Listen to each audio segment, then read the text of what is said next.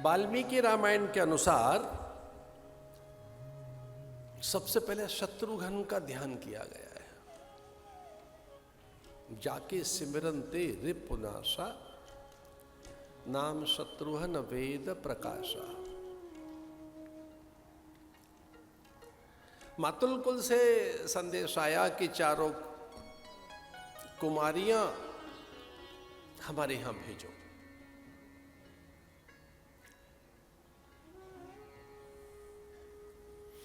दशरथ व्याकुल हो गए।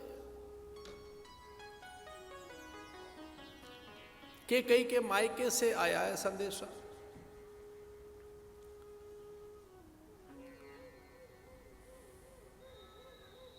दशरथ ने कैकेयी की ओर देखा। कैकेयी ने कहा, देखिए उनकी अवज्ञा तो नहीं कर सकते। मेरे पिता का संदेश है, भ्राता का, वहां के बंधु बांधवों का, सब व्रत उपवास किए बैठे हैं, अनेक अनुष्ठान कर रहे हैं। हजारों प्राणी कह रहे हैं हम तो यज्ञ बंद ही नहीं करेंगे जब तक कि चारों कुमारियां, चारों कुमार हमारे यहां ना आ जाए। बड़े व्याकुल दशरथ। दशरथ ने कहा, भाई गुरुदेव से आज्ञा ले लेते हैं, जैसा गुरुदेव कहें वैसा कर लेंगे। कैकेयी शांत हो गई। गुरु आज्ञा गरीयसी महीयसी। गुरुदेव ने कहा, ऐसा कर लीजिए कि 2 बच्चे चले जाएं, 2 यहां रह लें। भाई वहां मातुल कुल में भेजना ही है। मातुल करते मामा, मामा के घर, मायके में। मातुल का अर्थ है मामा, कि मामा बुला ही रहा है। उधर से अगर आदेश ही प्रार्थना ही आई है, दशरथ तो रह नहीं पाएंगे राम के बिना। कैकेयी को समझाया उन्होंने कि प्राण चले जाएंगे दशरथ के। दशरथ एक पल भी राम के बिना रह नहीं पाते।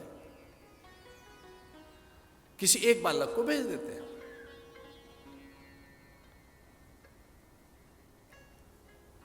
तो फिर ये बात कैकेयी पे ही डाल दी गई कि कैकेयी जिनको भेजना चाहे भेज दे। कैकेयी प्रसन्न हो गई। गुरु की आज्ञा का भी पालन करना है। मातुल कुल का भी, मायके से भी जो प्रार्थना ये है उसकी भी अवज्ञा नहीं की जा सकती, उस निवेदन को। तो देखिए मां कितनी सावधान है। मां ने शत्रुघ्न से कहा, उठो। शत्रुघ्न से कहा, आप जाओ। उनकी पत्नी श्रुति कीर्ति। लेकिन दशरथ को यह लगा कि छोटा कुमार है, इसका भी तो मन कहां लगेगा वहां बिना राम के, बिना लखन के। और ये तो रह नहीं पाता बिना भरत के। भरत के बिना तो ये भोजन नहीं करता। और ये बात तय थी, कितना ही मनाओ, शत्रुघ्न भोजन नहीं करते थे। भैया के साथ बैठने की आदत थी, भैया के संग खाने पीने की, उन्हीं के संग विश्राम करते। और अब तो स्पष्ट हो गया था कि वो दान कर दिए गए मांडवी को। अब तो मांडवी के हैं, वो मांडवी के दास है, भरत के दास है, भरतानुचर हैं, भरतानुयायी हैं। भरतानुचर, अनुचर कहते हैं दास को। शत्रुघ्न तो भरत के अनुचर हैं, भरत संपदा हैं, वो मांडवी पुत्र हो गए। इसे दशरथ ने कहा, इसका न तो मन लगेगा और ये धर्म का भी कैसे निर्वहन करेगा।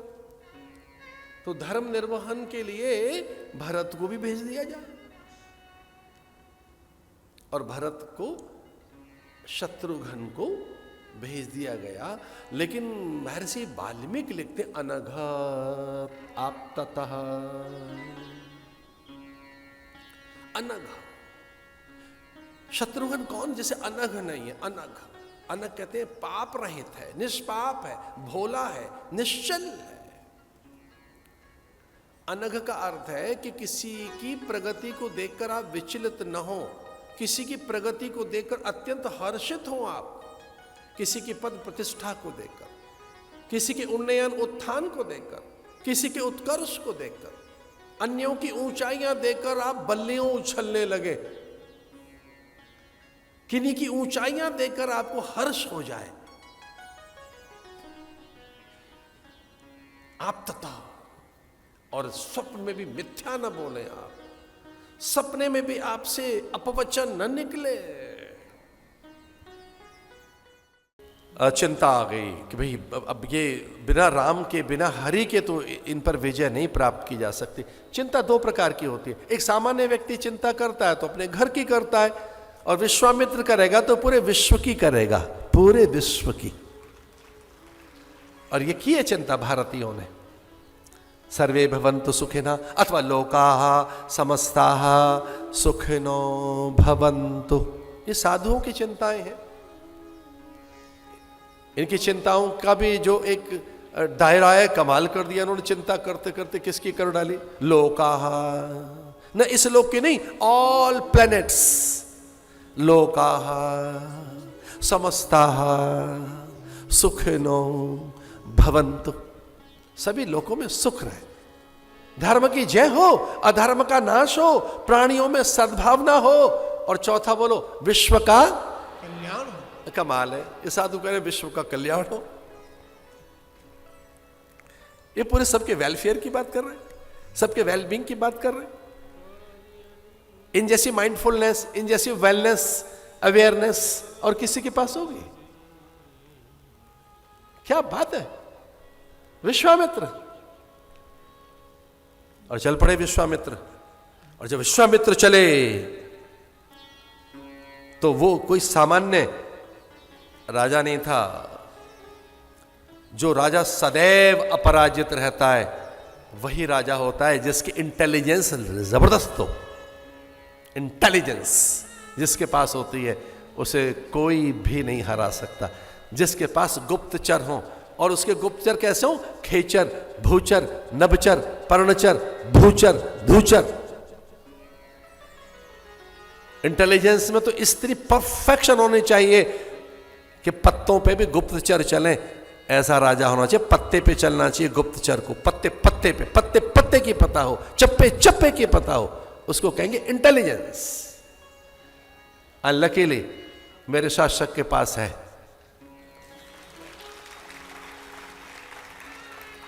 बहुत विजिलेंट है, बहुत जागरूक है, बहुत सावधान है। उसको कष्ट हो सकता है, देश को नहीं पहुंचने देगा।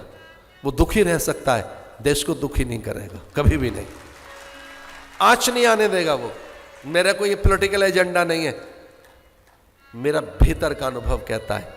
इसलिए नहीं कि उनसे संवाद हुए इस कारण, इसलिए कि अब समझ में आ गया है कि देश के जिस तरह के कल्याण की अब राह देश ने पकड़ी है, सच मानिए अब इस देश को आगे जाने से कोई नहीं रोक सकता, कोई नहीं रोक सकता।